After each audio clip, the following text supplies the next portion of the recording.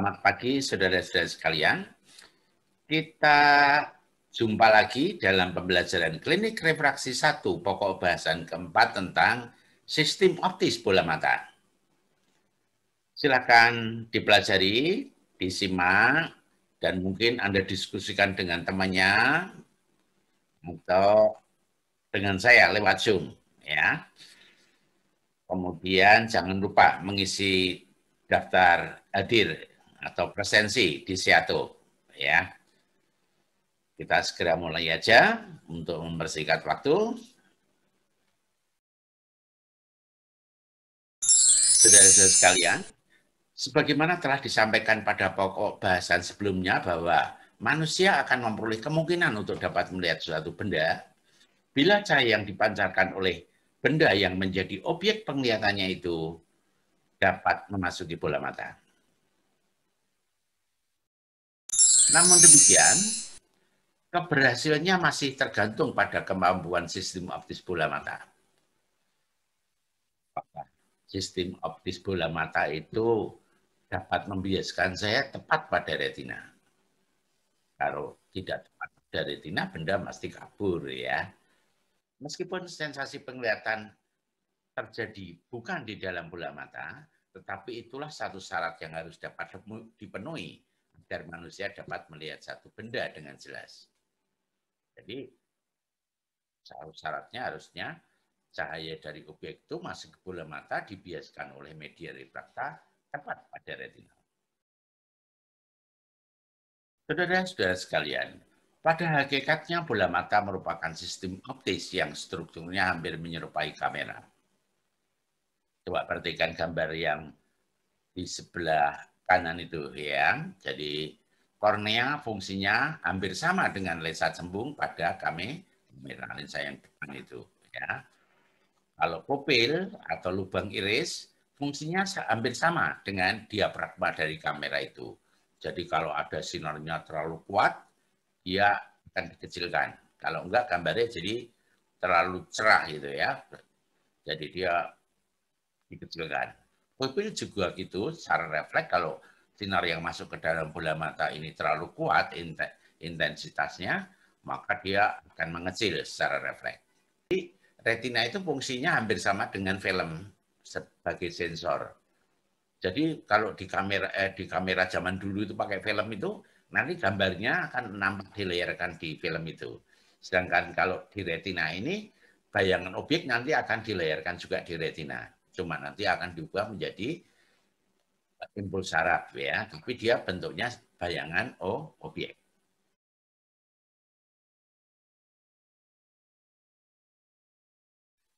Jadi bola mata merupakan sistem optis yang komponennya terdiri dari kornea, humor aqueous, lensa kristalin, corpus vitreum. Selanjutnya keempat komponen ini dikenal sebagai media refrakta atau alat pembias cahaya.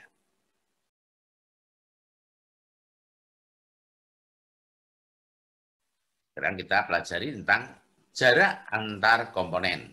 Ya, jadi coba lihat gambar skema di sebelah ini.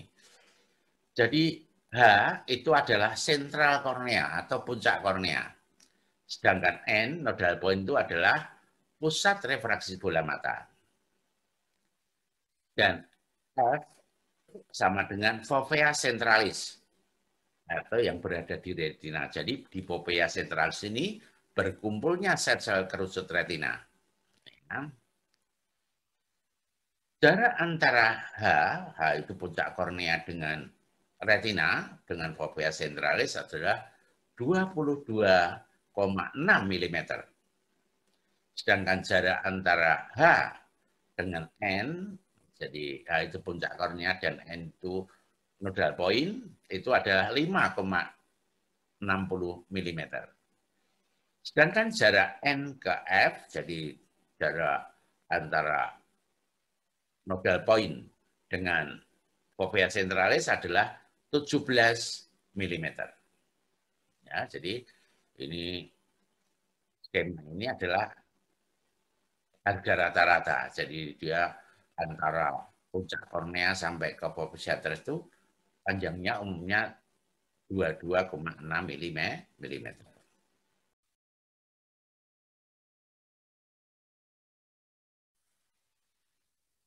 Sekarang kita memasuki status refraksi sistem optis bola mata. Jadi status refraksi sistem optis bola mata itu terbagi dua. Satunya emetrop dan satunya ametropia. Emetrop itu artinya normal, ya. Sedangkan ametrop itu tidak normal. Ya.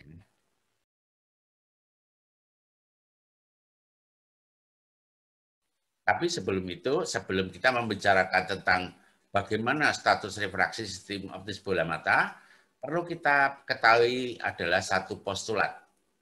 Postulat satu itu anggapan dasar pertama. Jadi ketika seseorang itu melihat objek yang letaknya jauh dari bola mata, jaraknya 5 atau lebih, 5 meter atau lebih maksudnya, maka sinar-sinar yang datang dari objek menuju ke arah sistem optis bola mata dianggap datangnya sejajar. Nah, itu harus ingat nih. Jadi kalau dia melihat jauh, 5 atau lebih, 5 meter atau lebih, dianggap sinar yang masuk ke dalam bola mata itu datangnya dari objek sejajar. Sekarang kita kenali postulat kedua, atau anggapan dasar kedua. Ini berlaku umum internasional ya. Ketika seorang melihat objek yang letaknya dekat dengan bola mata, maka sinar-sinar yang datang dari objek menuju arah sistem optis bola mata dianggap datangnya menyebar. Jadi secara divergen. Jadi kalau orang melihat jarak baca, lihat komputer, lihat HP, apa itu dianggap sinar yang datang dari objek yang dekat ini datangnya menyebar secara divergen. Setelah kita tahu dua postulat tadi, mari kita belajar tentang emetropia. Ini salah satu status refraksi yang normal, maksudnya ya, emetropia itu normal. Emetropia merupakan satu keadaan di mana tanpa dukungan akomodasi. Jadi akomodasinya lensanya tetap diam aja, ya, tidak ada menyembung. Sinar-sinar sejajar yang memasuki bola mata difokuskan oleh media refraktor tepat pada retina. Seperti animasi berikut ini.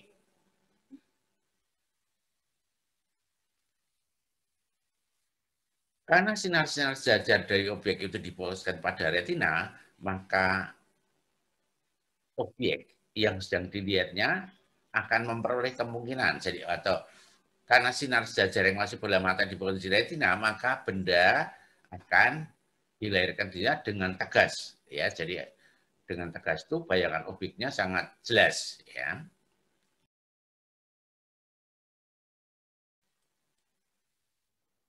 Kemudian kita berbicara tentang ametropia, ametropia yang tidak normal. Yang kita bicarakan pertama adalah hipermetropia. Hipermetropia merupakan satu keadaan di mana tanpa dukungan akomodasi, sinar-sinar sejajar yang masuki bola mata difokuskan oleh media refraktor di belakang retina. Akibatnya, objek yang letaknya jauh dari bola mata tidak akan nampak jelas dalam penglihatan penderita. Jadi dia kalau dia jauh, kabur ya, karena difokuskan di belakang retina.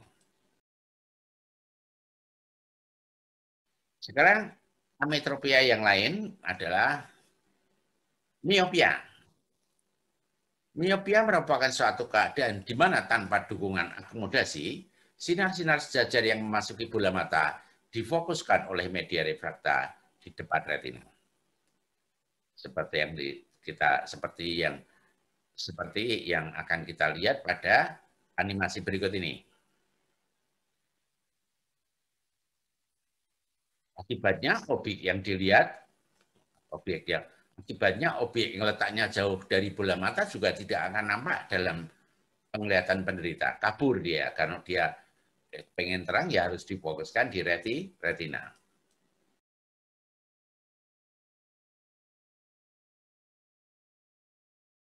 Sekarang yang berikutnya adalah astigmatismus. Ya. Jadi astigmatismus ini merupakan suatu keadaan di mana tanpa dukungan akomodasi, sinar-sinar sejajar yang memasuki bola mata difokuskan oleh media refraktor di dua tempat yang terpisah. Kemungkinan pertama, salah satu fokusnya berada di depan retina. Sedangkan fokus yang lainnya berada tepat pada retina. Jadi, satu di depan, satu di belakang. Jika memang terjadi demikian, maka diklasifikasikan sebagai astigmatismus myopicus simplex.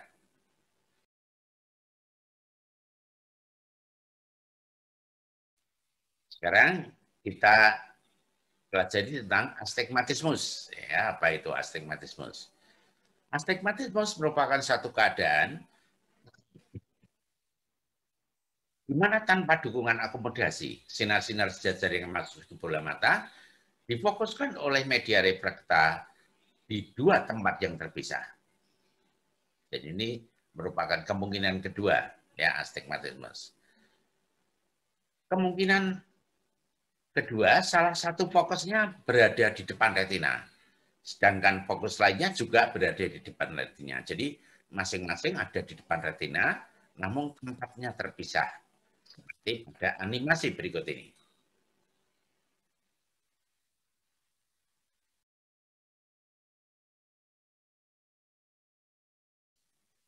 Ini masih astigmatismus, jadi model yang lain. Ya, astigmatismus merupakan suatu keadaan di mana tanpa dukungan akomodasi, sinar-sinar sejajar yang masuk ke bola mata difokuskan oleh media refrakta di dua tempat yang terpisah. Jadi ini kemungkinan ketiga, salah satu fokusnya berada tepat pada retina, sedangkan fokus lainnya berada di belakang retina, seperti pada animasi berikut ini.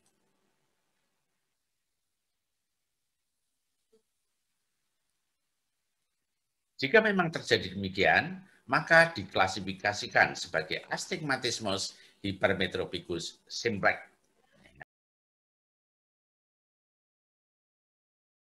Kemudian berikutnya masih contoh astigmatismus. Jadi astigmatismus merupakan suatu keadaan di mana tanpa dukungan akomodasi, sinar-sinar sejajar yang masuk di bola mata difokuskan oleh media refrakta di dua tempat yang terpisah.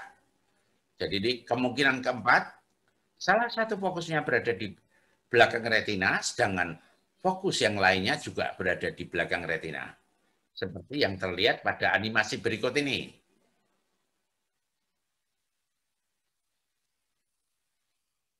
Jika memang terjadi demikian, maka diklasifikasikan sebagai astigmatismus hypermetropicus compositus. Kemudian berikutnya masih contoh astigmatismus. Jadi astigmatismus merupakan suatu keadaan di mana tanpa dukungan akomodasi, sinar-sinar sejajar yang masuk di bola mata difokuskan oleh media refrakta di dua tempat yang terpisah. Jadi di kemungkinan keempat, salah satu fokusnya berada di belakang retina, sedangkan fokus yang lainnya juga berada di belakang retina. Seperti yang terlihat pada animasi berikut ini.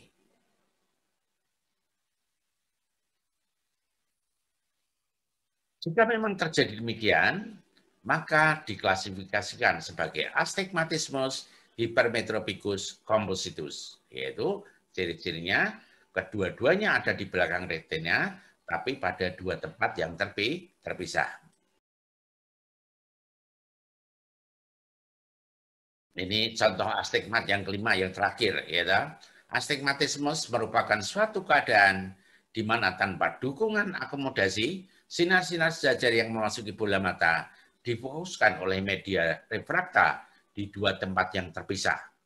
Jadi kemungkinan kelima terakhir ini adalah salah satunya difokuskan di depan retina, sedangkan fokus yang lainnya di belakang retina. Coba perhatikan animasi berikut ini.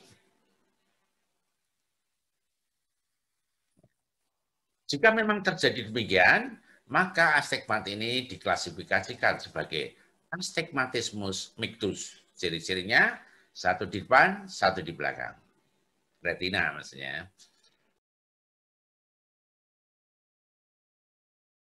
Sekarang kita masuki pokok bahasan lainnya tentang refleks akomodasi. Ya, tentang refleks akomodasi. Coba perhatikan gambar berikut ini. Ketika mata emetropia melihat satu objek yang letaknya jauh dari bola mata, sinar sejajar yang masih bola mata akan difokuskan tepat pada retina. Ini pada mata emetropia. Tetapi, Ketika mata emetropia melihat satu objek yang letaknya dekat dengan bola mata, maka sinar-sinar menyebar yang masuk di bola mata akan difokuskan di belakang retina. Jadi kalau dia lihat jauh, kalau orang mata emetrop nih ya, kalau lihat jauh dia tempat retina. Tapi kalau dia melihat dekat, sinarnya tidak lagi jajar tapi menyebar, dia akan difokuskan di belakang retina.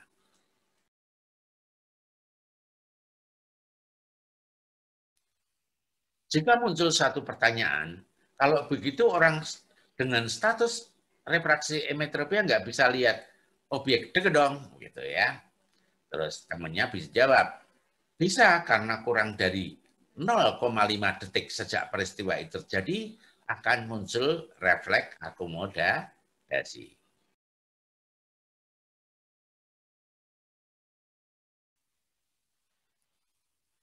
Apa itu refleks akomodasi? Refleks akomodasi adalah gerak refleks yang ditimbulkan oleh rangsangan otak sebagai upaya koreksi agar bayangan objek yang tadinya berada di belakang retina dapat digeser tepat pada retina.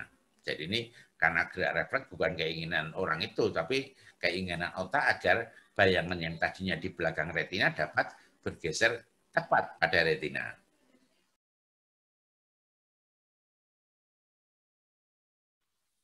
Jika muncul satu pertanyaan, bagaimana mekanismenya? Maka jawaban yang temannya adalah ketika bayangan objek itu jatuh di belakang retina, otak akan bereaksi dengan memerintahkan musculus ciliaris. Jadi musculus ciliaris itu adalah otot akomodasi untuk berkontraksi. Akibatnya lensa kristalin bertambah cembung dan daya biasnya semakin meningkat. Meningkatnya daya bias lensa kristalin itulah yang menyebabkan tergesernya bayangan objek kembali ke retina.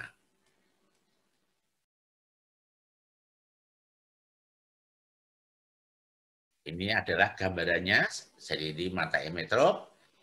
Jadi sebelum muncul refleks akomodasi waktu lihat dekat, dia difokuskan di belakang retina. Di belakang retina itu. Tetapi kurang dari setengah detik, dia akan muncul refleks akomodasi seperti ini, seperti animasi berikut ini maksudnya ya. Jadi dia masuk di belakang, muncul refleks akomodasi, lensanya makin cembung, bayangannya digeser maju. Iya gitu. Ya.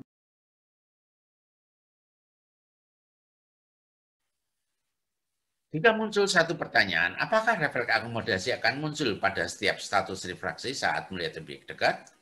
Jawaban temannya adalah iya.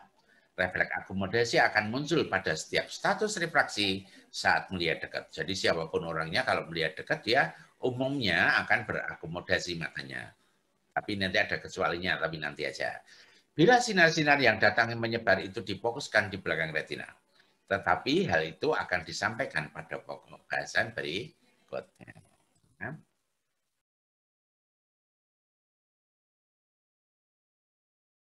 Saudara-saudara sekalian, demikian yang dapat saya sampaikan pembelajaran hari ini. Silakan disimak, dipelajari, diskusikan dengan temannya, ya. Tetap jaga kesehatan, berolahraga, dan selamat menunaikan ibadah puasa.